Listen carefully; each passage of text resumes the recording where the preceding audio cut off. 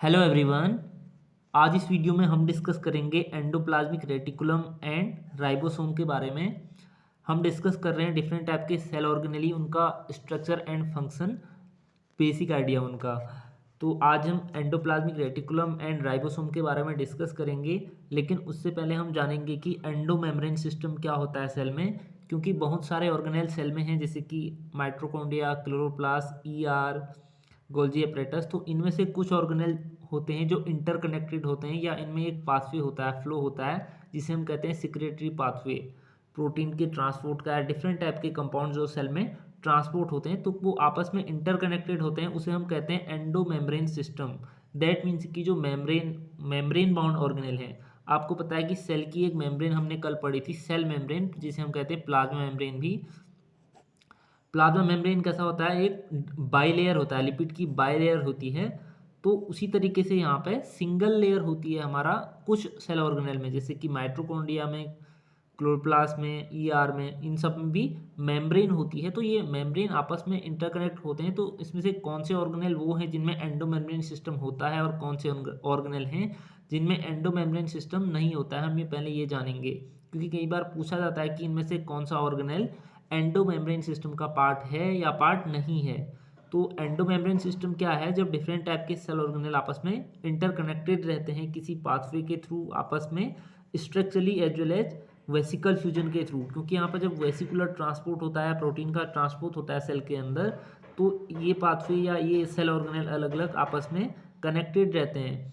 तो हमारा जो न्यूक्लियर एनवलप है, अभी हम बाद में न्यूक्लियस डिस्कस करेंगे, न्यूक्लियस के बाहर से क्या होता है, double membrane bound nuclear envelope होता है, जो कि हमारा एंडोप्लाज्मिक रेटिकुलम से कनेक्टेड रहता है, आप सभी को पता भी होगा।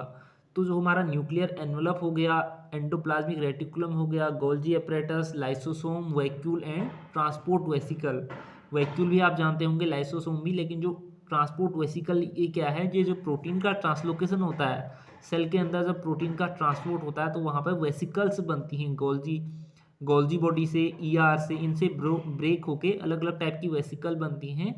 तो ये इतने सारे, न्यूक्लियर एनवलप हो गया, endoplasmic reticulum, Golgi apparatus, lysosome, vacuole and transport vesicle, ये सारे हमारे एंडोमेम्ब्रेन सिस्टम बनाते हैं, या हम कह सकते हैं कि ये एंडोमेम्ब्रेन सिस्टम का एक पार्ट है। उसके बाद वो सेल ऑर्गेनेल जो एंडोमेम्ब्रेन सिस्टम नहीं बनाते या उसका पार्ट नहीं है, वो कौन से हैं, माइटोकॉन्ड्रिया, क्लोरोप्लास्ट एंड पेरोक्सिसोम, जो एंडोमेम्ब्रेन सिस्टम का पार्ट नहीं है। तो सबसे पहले आप इतना याद रखिए। इसके बाद हम डिस्कस करेंगे एंडोप्लाज्मिक रेटिकुलम को। एंडोप्लाज्मिक रेटिकुलम क्या है, ये प्लांट एंड एनिमल दोनों टाइप की सेल में हमें देखने को मिलता है। प्रोकैरियोट में कोई भी एंडोप्लाज्मिक रेटिकुलम नहीं होता, सबसे पहले आप इतना याद रखिए। और एंडोप्लाज्मिक रेटिकुलम सेल में सबसे ज़्यादा सरफेस एरिया घेरता है।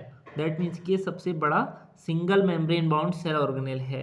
सेल में काफ़ी एरिया में ये फैला रहता है, क्योंकि एक रेटिकुलम का मीन है कि ये एक नेटवर्क टाइप का बनाता है या जाल बनाता है सेल में, एंडोप्लाज्मिक रेटिकुलम। दैट एंडोप्लाज्मिक इसलिए कहा गया है, इसके बीच में जो ल्यूमन होता है उसका अपना प्रोटोप्लाज्म होता है, इसलिए एंडोप्लाज्मिक रेटिकुलम इसे कहा जाता है, जो एक सेल का largest single membrane bound organelle है। कभी कभी पूछा जाता है कि इनमें से कौन सा largest single membrane bound cell organelle है। यहाँ पे सिंगल मेम्ब्रेन बाउंड का मतलब है, जैसे कि और ऑर्गेनेल हैं, जैसे कि क्लोरोप्लास्ट हो गया, माइटोकॉन्ड्रिया, ये हमारे डबल मेम्ब्रेन बाउंड हैं। यहाँ पे इनको जो मेम्ब्रेन सराउंड किए रहती है वो डबल मेम्ब्रेन होती है, एक इनर एक आउटर, और बीच का स्पेस इनका पेरीप्लाज्मिक स्पेस कहलाता है। जब हम अभी बाद में पढ़ेंगे क्लोरोप्लास्ट और माइटोकॉन्ड्रिया, तो बीच का जो उनका स्पेस होगा उनकी मेम्ब्रेन का, उसे हम कहेंगे पेरीप्लाज्मिक स्पेस। तो इसी तरीके से हमारा जो ईआर है, यहाँ पे दो मेम्ब्रेन नहीं होती, बल्कि एक सिंगल मेम्ब्रेन होती है जो इसे सराउंड किए रहती है। तो एक largest single membrane bound organelle है, सबसे पहले आप ये याद रखिए, जो कि हमें plant cell as well as animal cell में देखने को मिलता है। प्रोकैरियोट में हमें कोई एंडोप्लाज्मिक रेटिकुलम लाइक का स्ट्रक्चर नहीं देखने को मिलता। उसके बाद है the enclose compartment are called ER lumen. आप स्ट्रक्चर इमेजिन कर पा रहे होंगे जब ईआर हम देखते हैं, अभी मैं दिखाऊंगा फिगर में। यहाँ पे जैसे ईआर दिया है मैंने, एक रफ एंडोप्लाज्मिक रेटिकुलम होता है, एक एसईआर, इन दोनों, चाहे वो रफ एंडोप्लाज्मिक रेटिकुलम हो या एसईआर हो, स्मूथ एंडोप्लाज्मिक रेटिकुलम हो, इनके जो बीच का एरिया है, जो सेल जो साइटोसोल या साइटोप्लाज्म से इसे अलग करता है वो क्या है, एक मेम्ब्रेन है और बीच में हमारा ईआर ल्यूमेन है, तो उसे ही ईआर ल्यूमेन कहा गया है। The enclosed compartment are called ER lumen. That means कि जो एंडोप्लाज्मिक रेटिकुलम का मैक्सिमम पार्ट है अंदर वो क्या है, ईआर ल्यूमेन है, जिसमें सभी तरह के काम एंडोप्लाज्मिक रेटिकुलम के होते हैं। उसके बाद है ER membrane is continuous with nuclear membrane. तो कई बार क्वेश्चन पूछा जाता है तो इनमें से कौन सा सेल ऑर्गेनल है जिसकी मेम्ब्रेन न्यूक्लियर मेम्ब्रेन के साथ इंटरकनेक्टेड रहती है, तो वो ईआर ही है, जिसकी जो मेम्ब्रेन है वो न्यूक्लियस के आउटर मेम्ब्रेन से, क्योंकि न्यूक्लियस भी हमारा double membrane surround cell organelle है, तो इसके जो आउटर मेम्ब्रेन है उससे हमारा ईआर इंटरकनेक्टेड रहता है। उसके बाद है इफ ईआर या endoplasmic reticulum breaks into fragments it form small vesicle called microsome. जैसे कि मैंने बताया था राइबोसोम में क्या होता है, बहुत सारे राइबोसोम एमआरएनए के साथ अगर जुड़ते हैं तो उसे हम क्या कहते हैं, पॉलीराइबोसोम या पॉलीसोम। उसी तरीके से यहाँ पे अपोजिट है, अगर हम ईआर को ब्रेक कर दें अलग अलग फ्रेगमेंट्स में तो उसे हम कहेंगे स्मॉल वेसिकल को माइक्रोसोम, ये आप याद रखेंगे। उसके बाद दो टाइप के एंडोप्लाज्मिक रेटिकुलम होते हैं on the basis of ribosome distribution. जो रफ एंडोप्लाज्मिक या आर है, रफ एंडोप्लाज्मिक रेटिकुलम, उसके साथ हमारे क्या एसोसिएट होते हैं, राइबोसोम एसोसिएटेड होते हैं उसकी मेम्ब्रेन पे, उसके साइटोप्लाज्मिक सरफेस पे। जबकि जो एसईआर है, उसके साथ कोई मेम्ब्रेन कोई राइबोसोम एसोसिएट नहीं रहते। ईआर और एसईआर साथ साथ हो सकते हैं, एक ही इंटरकनेक्टेड स्ट्रक्चर होता है। जहाँ पे हमारा राइबोसोम होंगे उसे हम कह देंगे रफ एंडोप्लाज्मिक रेटिकुलम, जबकि जहाँ पे राइबोसोम नहीं होंगे उसे हम कहेंगे स्मूथ एंडोप्लाज्मिक रेटिकुलम। तो एंडोप्लाज्मिक रेटिकुलम टोटली एक ही है। और एक चीज़ और है, जो एंडोप्लाज्मिक रेटिकुलम है इसे ही हम सार्कोप्लाज्मिक रेटिकुलम भी कहते हैं, या सार्कोप्लाज्म रेटिकुलम। फर्स्ट टाइम इसी नेम से डिस्कवर हुआ था। तो दो टाइप के होते हैं आपको पता है, एक रफ, दूसरा स्मूथ वॉल। एक की मेम्ब्रेन में हमारा राइबोसोम होंगे, एक की मेम्ब्रेन में राइबोसोम नहीं होंगे, और दोनों का फंक्शन अलग अलग होगा, आगे हम डिस्कस करने वाले हैं। यहाँ पे आप देख रहे हैं रफ एंडोप्लाज्मिक रेटिकुलम, जिसकी सरफेस पे, मेम्ब्रेन की सरफेस पे राइबोसोम एसोसिएटेड हैं, जबकि जो स्मूथ है उसकी मेम्ब्रेन पे कोई राइबोसोम एसोसिएटेड नहीं है। उसके बाद है फंक्शन ऑफ ईआर। तो फंक्शन ऑफ ईआर में दोनों का फंक्शन अलग अलग तरीके से है, क्योंकि दोनों अलग अलग तरीके से फंक्शन परफॉर्म करते हैं। सबसे पहले हम बात करेंगे रफ एंडोप्लाज्मिक रेटिकुलम की। तो जो रफ एंडोप्लाज्मिक रेटिकुलम है, दैट मीन्स यहाँ पर राइबोसोम होंगे। अगर राइबोसोम होंगे तो इसका फंक्शन क्या है, प्रोटीन सिंथेसिस का। राइबोसोम का मेन फंक्शन हमारा प्रोटीन सिंथेसिस होता है। तो जो रफ एंडोप्लाज्मिक रेटिकुलम है यूकैरियोट में, क्योंकि ईआर होने का मतलब हम किसकी बात कर रहे हैं, यूकैरियोटिक ऑर्गेनिज्म की, क्योंकि प्रोकैरियोट में कोई भी एंडोप्लाज्मिक रेटिकुलम लाइक का स्ट्रक्चर नहीं होता, और वहाँ पर भी प्रोटीन सिंथेसिस होती है, लेकिन वहाँ पर राइबोसोम साइटोप्लाज्म में सस्पेंडेड रहते हैं अलग अलग। लेकिन जो हमारा यूकैरियोट है, यहाँ पर राइबोसोम हमारे किससे इंटरकनेक्टेड रहते हैं, रफ एंडोप्लाज्मिक रेटिकुलम से। और यहाँ पे कौन सी प्रोसेस होती है, प्रोटीन सिंथेसिस की।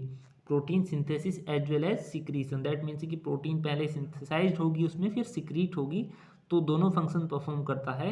ये इसका मेन फंक्शन है हमारा रफ एंडोप्लाज्मिक रेटिकुलम का। उसके बाद है अदर फंक्शन उसके प्रोटीन के मॉडिफिकेशन में, क्योंकि जो प्रोटीन सिंथेसिस की प्रोसेस है, केवल प्रोटीन सिंथेसाइज हो जाना ही इनफ नहीं है, बल्कि उसमें बहुत सारे मॉडिफिकेशन होते हैं, बहुत चीज़ों का एडिशन होता है, बहुत कहीं पे क्लीवेज होता है या फोल्डिंग होती है। वो सारी फंक्शन हमारा रफ एंडोप्लाज्मिक रेटिकुलम के अंदर ही होते हैं। जो ईआर ल्यूमेन मैंने अभी आपको बताया था, ईआर ल्यूमेन के अंदर प्रोटीन का मॉडिफिकेशन होता है आफ्टर सिंथेसिस, क्योंकि जो ईआर है उसकी मेम्ब्रेन में क्या है, राइबोसोम है। वहाँ पर अगर प्रोटीन की सिंथेसिस होगी तो वो कहाँ जाएंगे, ट्रांसपोर्ट होंगे ईआर की ल्यूमेन में, दैट मीन्स कि एंडोप्लाज्मिक रेटिकुलम के अंदर जाएंगे, और वहाँ पे प्रोटीन में मॉडिफिकेशन होंगे डिफरेंट टाइप के। और वो मॉडिफिकेशन कौन कौन से होंगे हम देखते हैं। सबसे पहले है ग्लाइकोसाइलेशन। तो एक क्वेश्चन बनता है कि प्रोटीन का ग्लाइकोसाइलेशन कहाँ पे होता है सेल के किस ऑर्गेनल में, तो हमारा रफ एंडोप्लाज्मिक रेटिकुलम में होगा। दैट मीन्स कि एडिशन ऑफ कार्बोहाइड्रेट ग्रुप या शुगर को ऐड अगर हम प्रोटीन के साथ करते हैं, क्योंकि जो फंक्शनल प्रोटीन होती है उसमें कई सारे मॉडिफिकेशन होते हैं, कहीं पे वहाँ पे शुगर ऐड होगा, कहीं पे क्लीवेज होगा, कहीं पे उसकी फोल्डिंग होगी, कहीं पे कोई बॉन्ड ऐड हो जाएगा, तो तब जाके प्रोटीन हमारी फंक्शनल होती है। तो सबसे पहला स्टेप है ग्लाइकोसाइलेशन का, दैट मीन्स की एडिशन ऑफ कार्बोहाइड्रेट या ग्लूकोज उसके साथ। दूसरा है फॉर्मेशन ऑफ डाइसल्फाइड बॉन्ड, तो प्रोटीन में जब अमीनो एसिड की चेन होती है वहाँ पर डाइसल्फाइड बॉन्ड भी बनता है, तो वो भी हमारा रफ एंडोप्लाज्मिक रेटिकुलम में बनेगा। उसके बाद है प्रोटीन की फोल्डिंग, क्योंकि एक बार प्रोटीन सिंथेसाइज होने के बाद उसे फोल्ड होना जरूरी है प्रॉपर फंक्शनिंग के लिए, तो प्रोटीन की फोल्डिंग भी हमारी ER ल्यूमन में होती है रफ एंडोप्लाज्मिक रेटिकुलम के। उसके बाद प्रोटियोलिटिक क्लीवेज है, क्योंकि एक प्रोटीन का क्लीवेज होना भी जरूरी है, अलग अलग तरीके के अलग अलग साइज के प्रोटीन सिंथेसाइज होगी तो वहाँ पर कई बार क्लीवेज होना जरूरी होता है, तो प्रोटीन का क्लीवेज भी हमारा रफ एंडोप्लाज्मिक रेटिकुलम में ही होगा। उसके बाद है असेंबली इनटू मल्टीमेरिक प्रोटीन, क्योंकि अलग अलग डिफरेंट सब यूनिट सिंथेसाइज होती हैं और सब यूनिट मिलकर क्या बनाती हैं, मल्टीमर यूनिट। ठीक है, मोनोमर से जैसे कि पॉलीमर बनता है उसी तरीके से एक सिंगल यूनिट से बहुत सब यूनिट से एक बड़ी यूनिट प्रोटीन की बनेगी, जिसे हम कहेंगे मल्टीमेरिक प्रोटीन। तो ये असेंबली भी हमारा रफ एंडोप्लाज्मिक रेटिकुलम में होता है। तो यहाँ पे 5 मेजर टाइप के मॉडिफिकेशन है, ग्लाइकोसाइलेशन हो गया, डाइसल्फाइड बॉन्ड फॉर्मेशन हो गया, प्रोटीन की फोल्डिंग हो गई, देन क्लीवेज हो गया, देन असेंबली हो गई। तो ये सारे हमारे रफ एंडोप्लाज्मिक रेटिकुलम की ER ल्यूमन में होता है ये चीज़ें, और उससे मेजर फंक्शन क्या है, प्रोटीन की सिंथेसिस हमारा। तो ये फंक्शन हो गए हमारे रफ एंडोप्लाज्मिक रेटिकुलम के। उसके बाद हम आते हैं स्मूथ एंडोप्लाज्मिक रेटिकुलम पर, जहाँ पे हमारा राइबोसोम हमें देखने को नहीं मिलते। स्मूथ एंडोप्लाज्मिक रेटिकुलम का मेजर फंक्शन क्या है, it is the site of lipids biosynthesis. तो जो जितना भी लिपिड सेल में बनता है या हमारी बॉडी में बनता है वो SER स्मूथ एंडोप्लाज्मिक रेटिकुलम में बनता है। यहाँ पे लिपिड की बायोसिंथेसिस होती है, और लिपिड लाइक जैसे कि स्टेरॉयड हार्मोन होते हैं डिफरेंट टाइप के, उनकी सिंथेसिस भी यही होती है जो कि एनिमल में होंगे, क्योंकि प्लांट में तो स्टेरॉयड हार्मोन होंगे नहीं। तो एनिमल में हमारा जो स्टेरॉयड हार्मोन है वो भी स्मूथ एंडोप्लाज्मिक रेटिकुलम में सिंथेसाइज होंगे। यहाँ पे प्रोटीन सिंथेसिस का इसका फंक्शन नहीं होगा, क्योंकि प्रोटीन सिंथेसिस होने के लिए क्या जरूरी है, राइबोसोम। उसके बाद है स्मूथ एंडोप्लाज्मिक रेटिकुलम का अगला फंक्शन डिटॉक्सिफिकेशन ऑफ जीनोबायोटिक्स, जिन्हें हम टॉक्सिक कंपाउंड कहते हैं, जो बॉडी में एक्यूमुलेट हो जाते हैं या हिपेटिक सेल में जो लीवर में एक्यूमुलेट हो जाते हैं, उनका डिटॉक्सिफिकेशन ये करता है हमारा स्मूथ एंडोप्लाज्मिक रेटिकुलम। क्योंकि स्मूथ एंडोप्लाज्मिक रेटिकुलम में कुछ केमिकल या कुछ ऐसे एंजाइम होते हैं जो कैटेलाइज करते हैं इनके डिटॉक्सिफिकेशन को। तो डिटॉक्सिफिकेशन का इसका एक इम्पोर्टेंट फंक्शन है। उसके बाद सबसे इम्पोर्टेंट इसका फंक्शन होता है it play important role in regulation of calcium level in cells, क्योंकि बहुत जगह हम देखते हैं कि सेल में कैल्शियम का लेवल अप हो रहा है या डाउन हो रहा है, तो हमारा स्मूथ एंडोप्लाज्मिक रेटिकुलम ही रेगुलेट करेगा। और वैसे भी जो कैल्शियम आयन है हमारा बहुत सारा सेल की सिग्नलिंग को कंट्रोल करता है, ये एक सेकेंडरी मैसेंजर की तरह वर्क करता है सेल सिग्नलिंग में। तो हमारा SER से ही सिक्रीट होता है हमारा कैल्शियम आयन।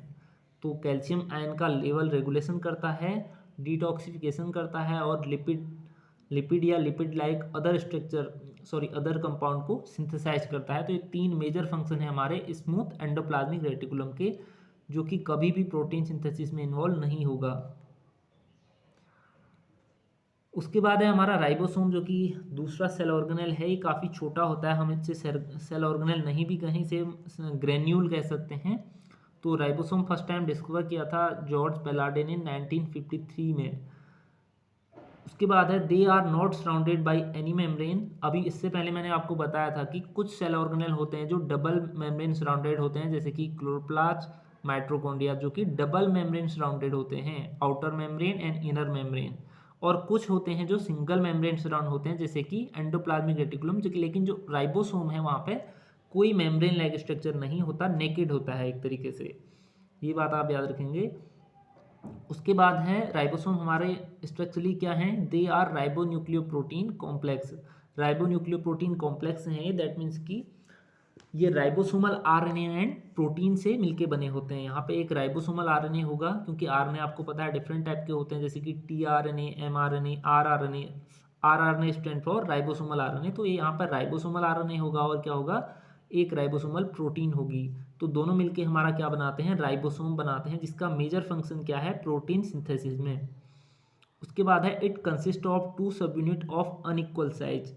तो ये बात आप याद रखेंगे, कोई भी हमारा राइबोसोम हो वहाँ पर 2 सब यूनिट होंगी उसकी, जो कि अनइक्वल साइज की होंगी। एक स्मॉल सब यूनिट हम कहते हैं, एक लार्ज सब यूनिट।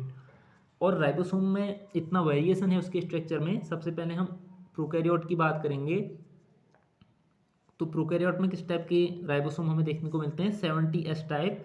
सबसे पहले आप सिर्फ याद रखिए कि किस टाइप के मिलते हैं, बाद में हम जानेंगे कि ये एस रिप्रेजेंट क्या करता है। तो 70s टाइप के होते हैं, यहाँ पे 50s एक लार्ज सब यूनिट होती है जबकि 30s स्मॉल सब यूनिट होती है।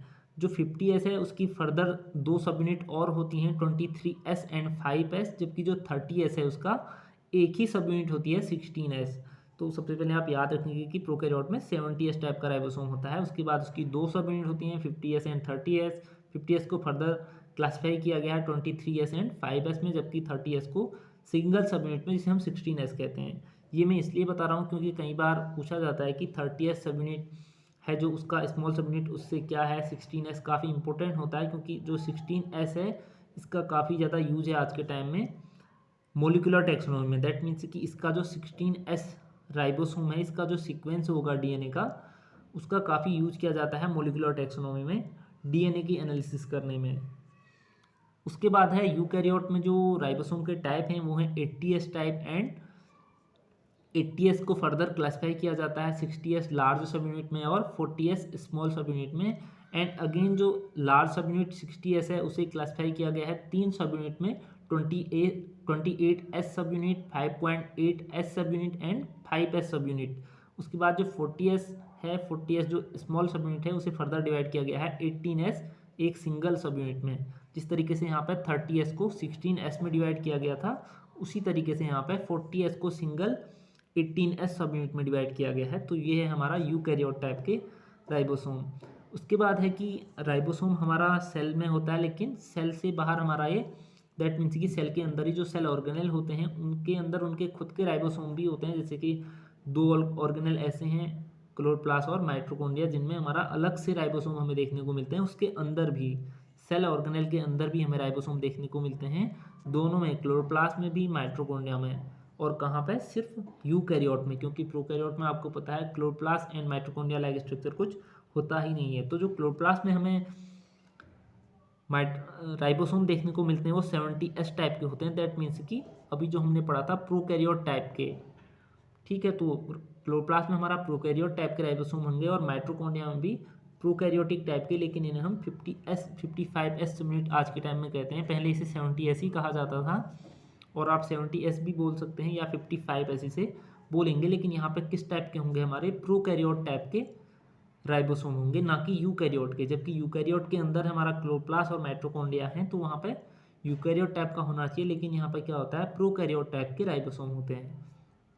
उसके बाद हमने पढ़ लिया राइबोसोम के टाइप। उसके बाद है जो एस, हमारा हमने कहा कि 70s 80s के टाइप होते हैं या उसकी सब यूनिट में हम एस लगा रहे हैं। तो एस क्या रिप्रेजेंट करता है? यहाँ पे ये एक स्वेडबर्ग यूनिट को रिप्रेजेंट करता है, जिसका मतलब है सेडिमेंटेशन कोफिशिएंट। दैट मीन्स कि इसकी वेलोसिटी क्या होगी अगर हम इसे सेडिमेंट करें, या इसका साइज कितना है, एक इनडायरेक्टली मेजरमेंट है राइबोसोम का। जो सब यूनिट है, स्मॉल सब यूनिट, लार्ज सब यूनिट, इनका एक वेट या हम कहें डेंसिटी और उसके साइज का मेजरमेंट है, जिसे हम कहते हैं सेडिमेंटेशन कोफिशिएंट। तो एस वही रिप्रेजेंट करता है हमारा। 70s वाले का कम होगा, 80s वाले का सेडिमेंटेशन कोफिशिएंट ज़्यादा होगा। तो ये है हमारा राइबोसोम के बारे में बेसिक इन्फॉर्मेशन। बाकी अगर हम राइबोसोम का जब डिटेल इसका फंक्शन पढ़ेंगे तो वो कहाँ पे पढ़ेंगे? हम प्रोटीन सिंथेसिस में पढ़ते हैं। ये हमारा बेसिक स्ट्रक्चर एंड फंक्शन होता है। उसी तरीके से ER का भी है, एंडोप्लाज्मिक रेटिकुलम का भी बेसिक स्ट्रक्चर और फंक्शन इतना ही है। अगर हम इसे डिटेल में पढ़ेंगे तो वो सेल के प्रोटीन ट्रांसपोर्ट में या सेल्यूलर ट्रांसपोर्ट में पढ़ते हैं, क्योंकि मेन इसका फंक्शन मैंने आपको बताया कि प्रोटीन सिंथेसिस करना, उसके बाद उसका मॉडिफिकेशन ट्रांसपोर्ट करना पूरे सेल में, यही होता है। और कैल्शियम मैंने आपको बताया कि कैल्शियम का रेगुलेशन ये हम सेल सिग्नलिंग में पढ़ते हैं। तो यहाँ पे मैं सिर्फ बेसिक चीज़ें ही डिस्कस कर रहा हूँ जो इंपॉर्टेंट होती हैं वनडे एग्जाम के लिए। तो आज की वीडियो में सिर्फ इतना ही है। उससे और आप ये भी याद रखेंगे कि एंडोमेम्ब्रेन सिस्टम क्या है, कौन से सेल ऑर्गेनेल एंडोमेम्ब्रेन सिस्टम के पार्ट हैं, कौन से नहीं हैं। तो आज वीडियो में सिर्फ इतना ही। नेक्स्ट वीडियो में अदर सेल ऑर्गेनेल को डिस्कस करूँगा, जैसे कि गोल्जी बॉडी और माइटोकॉन्ड्रिया, क्लोरोप्लास्ट, ये सब को। Thanks for watching this video.